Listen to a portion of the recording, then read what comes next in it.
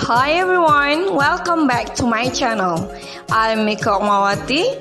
This video is the continuation from the previous one talking about curriculum. Now we concern on net analysis.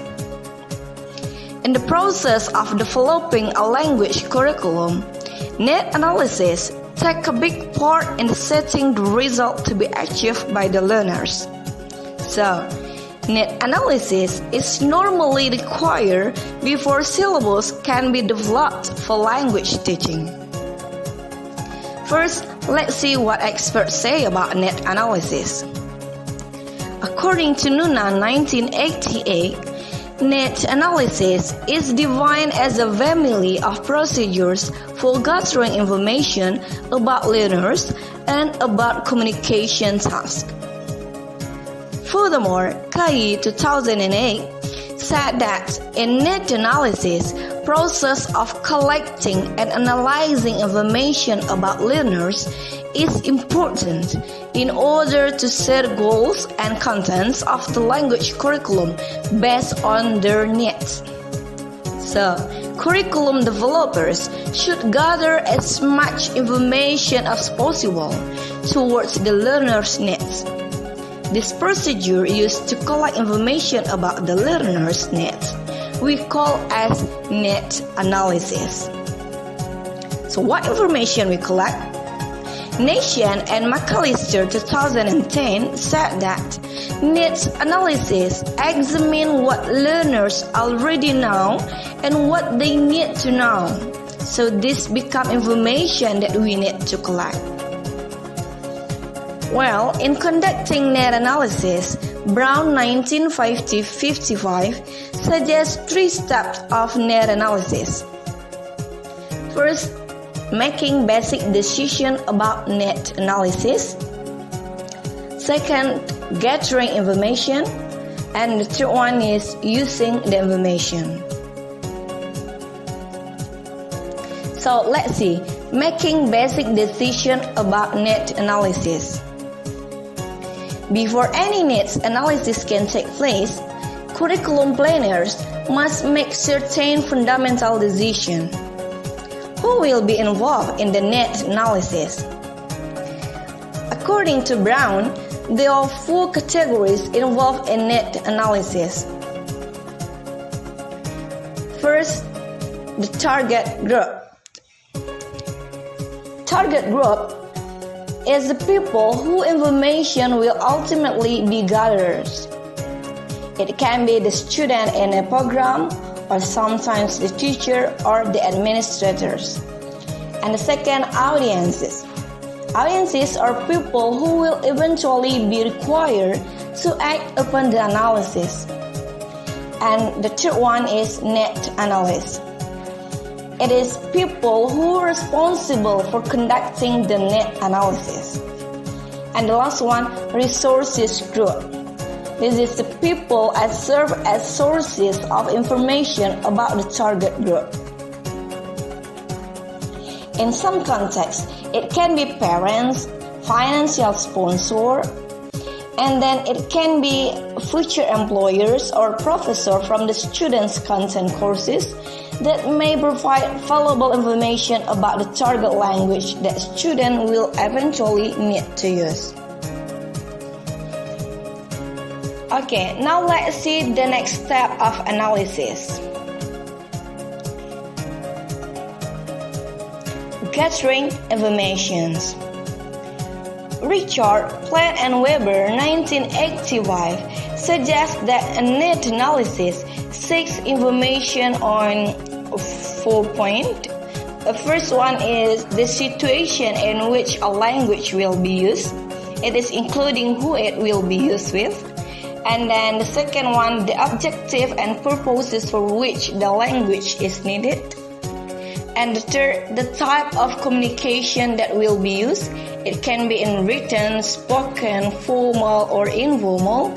And the fourth one is the level of proficiency that will be required.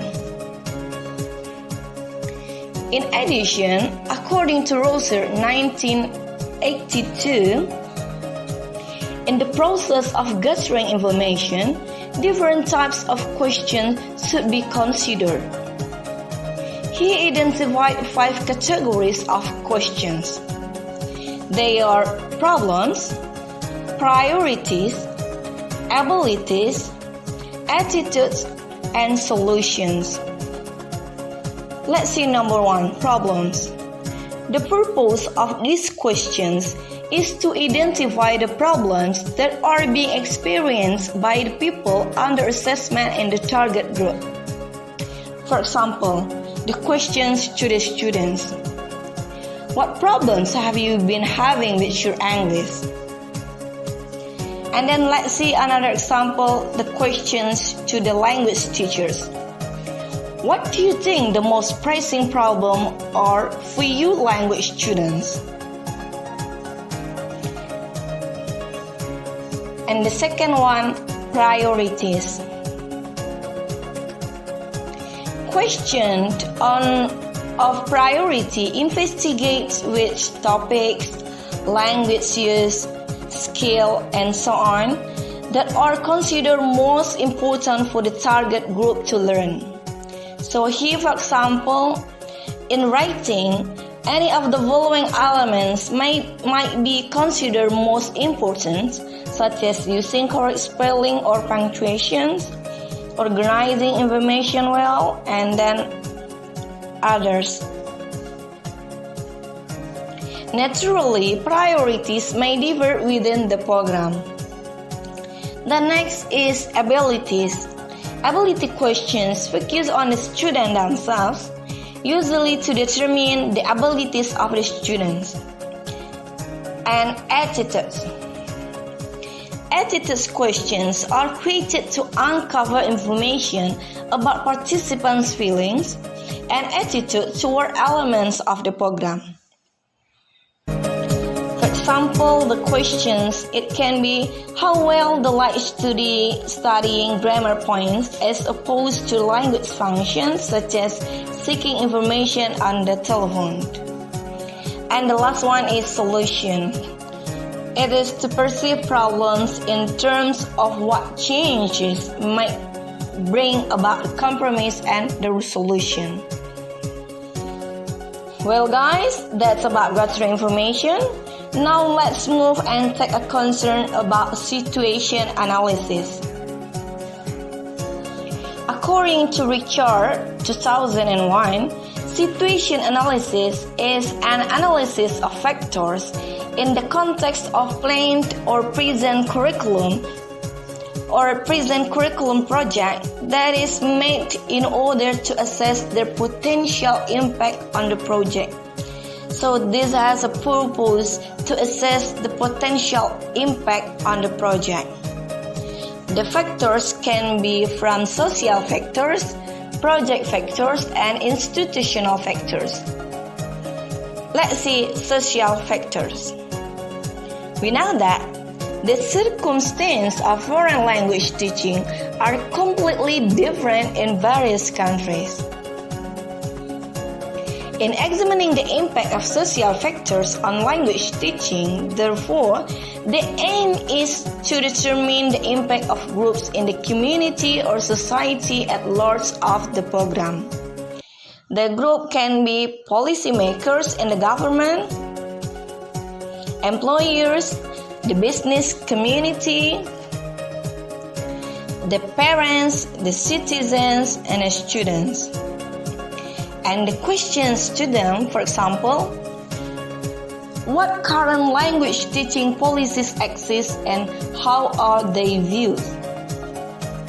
And then what impact will it have on different sectors on society? Okay, now let's see the second one is project factor.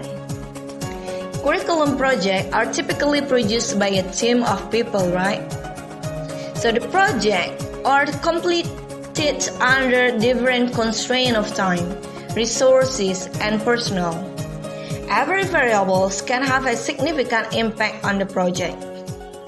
Some of the project factors that need to be considered, like who constitutes the project groups and how are they selected. How are goals and procedure determined? And then what experience do the members of the team have? Okay, now let's see the institutional factor.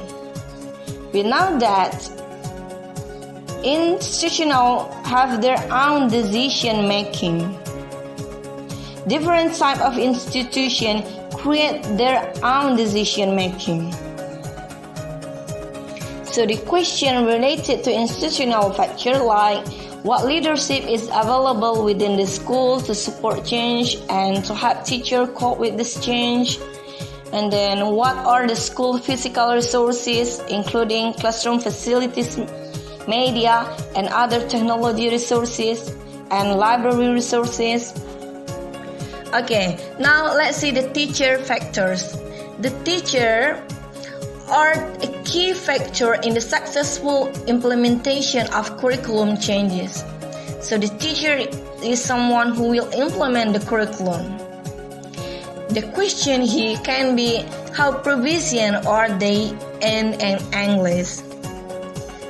What kind of beliefs do the teacher typically hold concerning key issues in teaching? Next, what are the typical teaching methods teachers use and believe in? Okay, now let's see the last one is learner factors. Learners are the key participant in curriculum development project, and it is essential to collect as much information as possible about them before the project begins. So the factors from the learners can be from the learner's background, their expectation, their belief, and the preferred learning style of the students. The question can be, what are the learners' past language learning experience? What are the expectations for the program? Do the learners' view on language teaching reflect any culturally specific factors? Again, that's the questions related to the learner factors. Well guys, I think that's all for my explanation. In short, we can say that net analysis in language curriculum development is the process of determining the needs for which learners require a language, and of course arranging the needs according to the priorities. Okay guys, bye bye.